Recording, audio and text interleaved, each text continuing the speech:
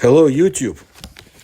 More than 600 years ago, Bishop Vasily of the city of Novgorod sent a very interesting message, as we say today, to Bishop Fyodor of Tver. That's another ancient Russian city. The text of the epistle was published in the Sophia First Chronicle, a manuscript actually at the end of the 15th century. A description of the document and the full text of the message with translation in the modern Russian language is available, and I have it. Since we're talking here about the correspondence between two very responsible and very important people for their time, it's not even worth discussing the possibility that one priest simply played another for a joke. It must be assumed that Bishop Vasily and his colleagues investigated the circumstances of a very strange case with all possible care from them and interviewed its participants before Vasily reported the incident to his friend and fellow worshipper, Bishop Fyodor in Tver. This is the story of how Russian navigators found in the northern seas what Bishop Vasily's letter or epistle called the Entrance to Paradise. Two wooden boats in distress drifted after long wanderings on the water surface to the high mountains. Puzzled sailors observed a multicolored, wonderful picture over the mountains, as if written by inhuman hands, as in the text. And although the sun was hidden behind clouds at that moment, the wonderful picture exuded a bright light. The vision was accompanied by powerful music and singing coming from where it hovered over the mountains.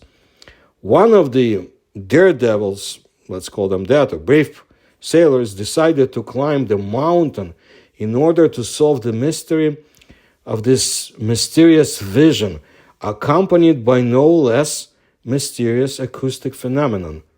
He climbed the mountain and approached the vision.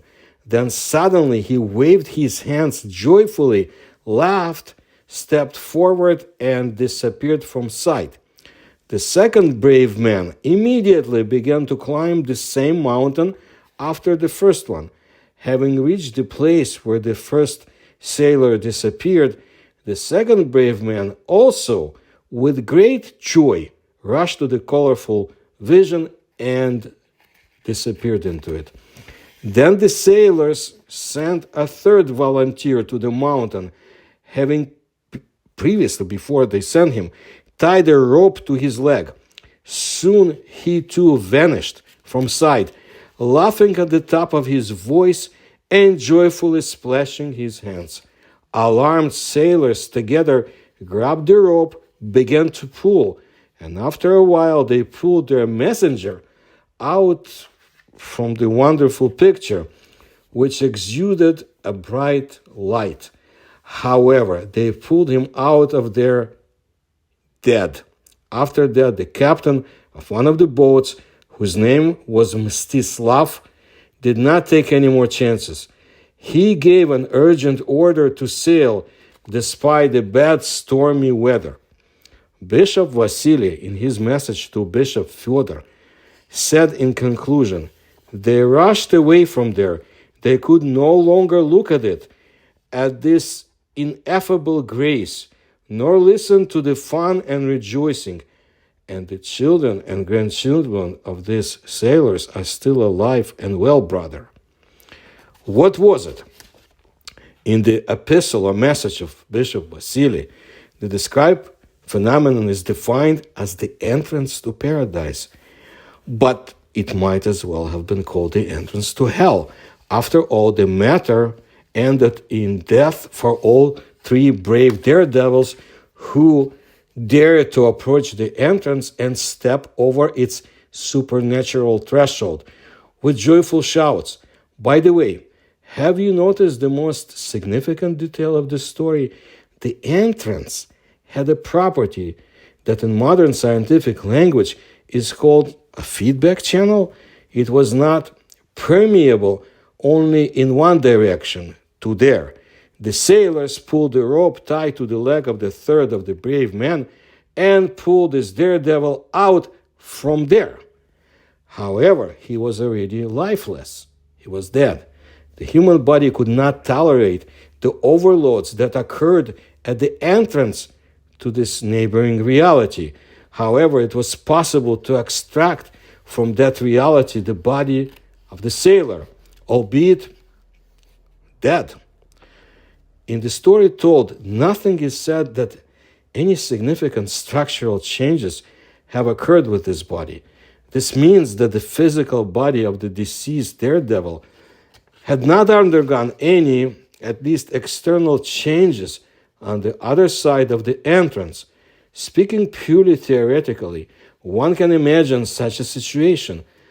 If today it would be possible to launch a crawler robot stuffed with high-tech equipment into such an entrance and pull it out by a rope tied to a hook, let's say to its rear bumper, then what exactly is behind this, no one knows. Perhaps for the first time in the world, it would be possible to obtain scientific information about some of the properties and parameters of reality found on the other side of that entrance. Or maybe it would have ended in a complete scientific fiasco. A robot pulled out from there by a rope would come back dead, so to say, just like the brave sailors 600 years earlier. The robot would have returned dead in the sense that it would have found itself with completely burned out microcircuits, as well as other completely damaged instrument contents that would be on board. We have no knowledge of what reality those poor sailors had encountered and what they had seen before they died. And I'm just curious if there are other places like this on this planet, and I'm sure if you look through the legends, stories, mythology, some obscure reports, something similar could be found. Now, Vasily Kalika, Archbishop of Novgorod, from 1331 to 1352, is one of the popular political and church figures of medieval Novgorod, the famous Russian city I often talk about. Vasily's epistle or message to Bishop Fyodor the Good, his years as a bishop from 1342 to 1360. That message was written apparently in 1347, and under this year it was actually placed in the Novgorod Chronicles. And it was about the disputes regarding paradise that took place at that time in the city of Tver. The main subject of the dispute, whether the paradise in which Adam and Eve lived was preserved on earth, was by no means scholastic. The problem affected the foundations of the medieval Christian worldview, and the very emergence of the dispute was associated with a wave of anti-church criticism in Tver. Vasily's message was a direct intervention of the Archbishop of Novgorod into the affairs of the Tver freethinkers. So this is what I wanted to let you know today. And I will continue to bring very interesting paranormal phenomena stories from ancient Rus, Russia, Russian Empire, Ukraine, Belarus, neighboring countries as well, including Eastern Europe. And if you like my research and you can help my research, you can do so through the links you will find in the description to this video. I thank you for your attention to my work. Please kindly tell others, so let them find out about events that take place outside of the United States, in Russia, in China, in India. It's a wide world out there, and people should know. And please like my videos and subscribe to my channel.